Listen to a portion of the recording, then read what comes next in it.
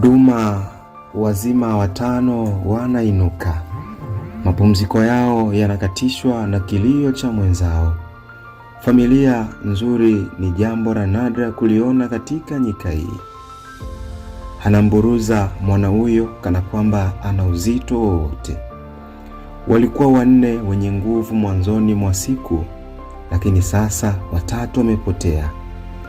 Simba jike si mpinzani wa kawaida. Yeye ni mpaka ambao haupaswi kuuvuka.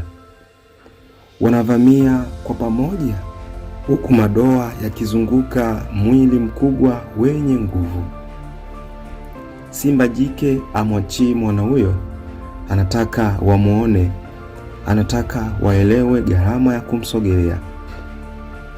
Kupoteza mwana ni kupoteza mustakabali wa kizazi chake. Pengo moja upande usioonekana, sekunde moja ya uzembe. Hawawezi kumzuia kwa nguvu, hivyo wanajaribu kupunguza nafasi yake ya kutoroka. Mama haipimi hatari kwa namna ile ile. Maisha anayokuja kuyakinga yako juu yake, na kifo anachokihatarisha kukutana nacho kiko chini yake. Sekunde moja inatosha, naam, inatosha kuchelewesha. Hawako karibu vya kutosha kupigana, wala hawako mbali vya kutosha kukata tamaa. Ni kana kwamba anajua hawatathubutu. Vizuri. Mduara unabadilika. Huzuni inageuka kuwa hasira. Hofu inageuka kuwa ujasiri, na huenda Duma hawatasahau kabisa kile walichokabiliana nacho. Hawawezi kuruhusu umbali ugeuke kuwa kushindwa. Mmoja anatangulia kujaribu kupunguza mwendo wake, mwingine anabaki nyuma akitafuta upande ambao macho yake hayawezi kuona. Kila harakati inamlazimisha kugawa umakini kwa macho yake.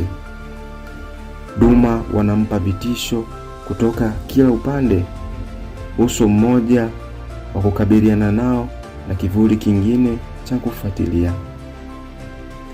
Simba jike anageukia mmoja wao, huku mwingine akijaribu kumvamia kutoka upande wake usioonekana.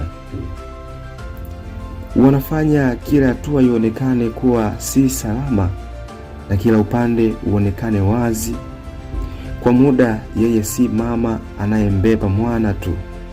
Anaanza kufikiri, kugeuka na kukagua kila upande. Anajua Duma hawa hawawezi kumshambulia kwa uhuru wakati kile wanachokitaka kiko mdomoni mwake.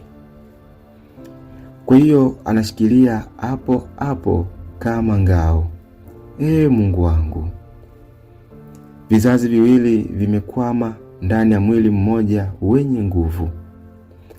Mama na mwana wametenganishwa kwa umbali wa sentimita chache. Kwa pumzi moja tu mama anaachiliwa. Lakini huruma haipo katika dunia hii, kana kwamba hata kutoroka kunapaswa kuadhibiwa. Anamwachia mwana huyo kwa hasira, akihitaji kujibu dharau kwa kuonesha mamlaka yake. Hakuna tena cha kuokoa. Kilichobaki ni kitu cha kuondoa. Kinywa kile kile kilichowahi kubeba uhai sasa kinabeba maumivu ya kumpoteza. Walitaka aendelee kusonga. Simba jike huwa na uhakika zaidi anaposimama na kukabiliana nao. Kwa hiyo Duma wanamlazimisha kukimbia, si kwa sababu wanataka kumtorosha, bali wanataka kumtoa katika hali yake ya kujiamini. Wale waliokuwa wamepotea wanarudi, lakini kuna jambo limebadilika. Hakuna utulivu hewani, bali kuna msukumo wa ghafla na vurugu. Wanaelewana kabla hata hawajajua kinachoendelea. Sasa wanamuona tofauti. bado ni hatari, bado ana mamlaka, lakini si tena asiyeweza kuguswa. Familia nzima iko hapa, wote wanne, na katika dunia ambayo hakuna hata mmoja wao anayeweza kumkabili simba jike peke yake. Nguvu yao pekee ni ya idadi. Hatari inatoka kila upande. Hawajaribu kumshinda kwa nguvu, wanajaribu kumzidi kwa mashambulizi kutoka kila upande, ili kila anapogeuka alipe gharama.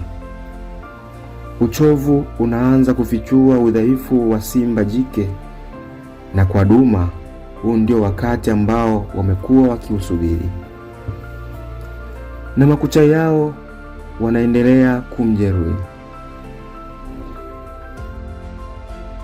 Hawahitaji pigo moja la mwisho, wanahitaji tu kuendelea bila kukoma. Kila anaposimama anazidi kuwa mnyonge. Kila anapopiga makucha, nguvu yake inaonekana kugawanyika zaidi na hasira kuliko udhibiti. Miili mingi, muda mchache. Duma wamejifunza mwendo wake. Sasa wanajua mapumziko yake. Wanajua wakati mwili wake unapotulia. Wanajua uchovu unapofungua nafasi ndogo zaidi, na wanaendelea kuja. Hivi ndivyo wenye nguvu wanavyoweza kuzidiwa, lakini si kwa nguvu moja kubwa, bali kwa shinikizo lisilokoma. Hata nguvu ina kikomo. Hawakubaliani naye na hawakabiliani naye usoni. Hawathubutu kupinga nguvu yake mahali ilipo imara zaidi. Wanaelekea nyuma kila mara. Amejeruhiwa na anapumua kwa nguvu, lakini bado anakataa kuachia eneo lake. Mashambulizi madogo yamekuwa mengi mno kwa mwili mmoja uliochoka kuyajibu yote. Maumivu yameingia mwilini mwake na kudhalilishwa kumeingia akilini mwake. Anaweza kuvumilia maumivu kuliko kuvumilia kupokonywa heshima yake. Kivuli kingine kinatokea. Anamuona mara moja, si kama mwindaji anavyoona pambano, bali kama mwenza anavyomuona mwenzake. Mizani inavunjika. Kile walichothubutu kukifanya dhidi ya simba jike mmoja aliyechoka, hawawezi kuthubutu kukifanya mbele yake. Sasa alazimiki kusimama peke yake. Wakati mwingine katika dunia inayotawaliwa na nguvu na vurugu, uwepo wa mwenza ni kitu kilicho karibu zaidi na huruma. Mimi ni Anectus Alex na hii ni ATIV Media.